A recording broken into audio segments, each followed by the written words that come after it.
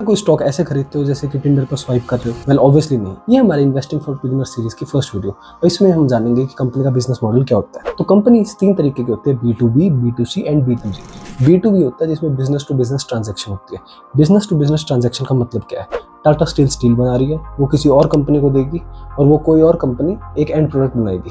तो जो ट्रांजैक्शन है वो सिर्फ 2 बिजनेसेस के बीच है, तो वो B2B आता है। अब B2B में क्या क्या पैरामीटर्स देख सकते हो?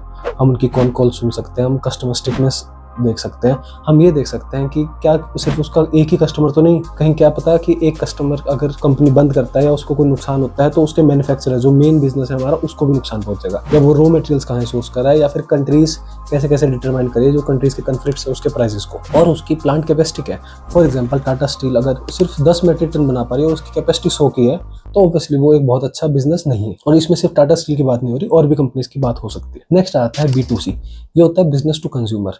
अब जैसे इसमें ई कॉमर्स हो गया, टू व्हीलर्स हो गया, FMCG जो रोज के गुड्स हैं, हिंदुस्तान यूनिलीवर वगैरह, ये इसमें आ जाते हैं।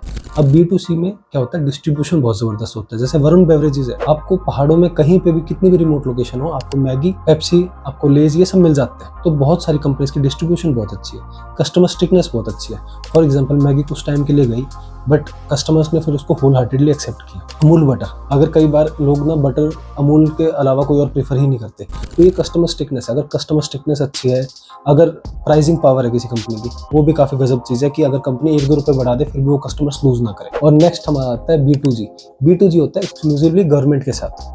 तो मान लीजिए एक हैदराबाद की एक कंपनी है जो इंक बनाती है, जो इलेक्शंस के टाइम यूज होती है। अब ये सिर्फ एक ही कंपनी है जो इंक बना रही है, या RVNL हो गया, रेल विकास निगम लिमिटेड, या हिंदुस्तान एरोनॉटिक्स लिमिटेड। अब चीज़ें क्या है कि जो B2G कंपनीज हैं उनमें कई बार पेमेंट अटक जाती है, कई बार वो अलग अलग सरकार के टाइम डिफरेंट परफॉर्मेंस दिखाती है, कई बार चीज़ें बहुत डिले हो जाती है। कई बार आपने इशूज़ देखे होंगे कि कई ब्रिजेस के उद्घाटन ही नहीं हो रहे क्योंकि पेमेंट ही नहीं आई, तो पेमेंट स्लो होती है। बट B2G की एक खास बात है कि आपको पता है अगले 5-10 साल में क्या क्या प्रोजेक्ट्स आएंगे और कंपनी क्या क्या करेगी, और एक कंपनी के पास एक्सक्लूसिव कॉन्ट्रैक्ट है तो वो ही कंपनी कर सकती है। तो आपको सोच समझ के डिसाइड करना चाहिए कि आपको B2B बिजनेस लेना है, B2C या B2G।